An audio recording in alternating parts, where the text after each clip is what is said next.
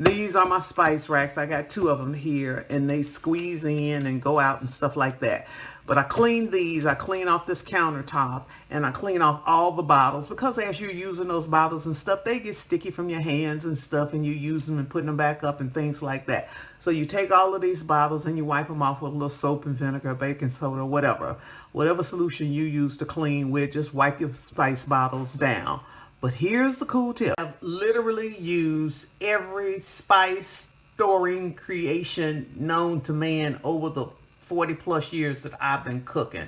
I've used the things in the drawers. I've used the magnetic things. I've used the little aluminum or stainless steel containers. I've used so many different spice things, but then it hit me. One day I was in the grocery store.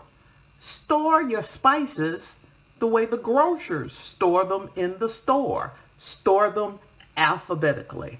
And that way, as you're cooking or prepping to cook and you need to grab something, you grab it by the alphabet of that spice. So starting here, allspice, peppers, so forth and so on, all the way down. And then I pick up back here and go all the way through.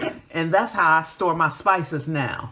Because this makes you more efficient in the kitchen, and it's less standing up, and you're saving time when you do it that way. So I want to encourage you to store your spices alphabetically. I have found this to be the absolute best process for keeping track of spices on a spice rack. And the other thing that I do is I buy these little packets when I'm in the Whole Foods store, and when I run out of spices here, I just refill them from these packets and put them back in my jars and things. And so that's the tip for today. And you also want to keep your stuff, like, y'all ever seen a nutmeg? This is a nutmeg.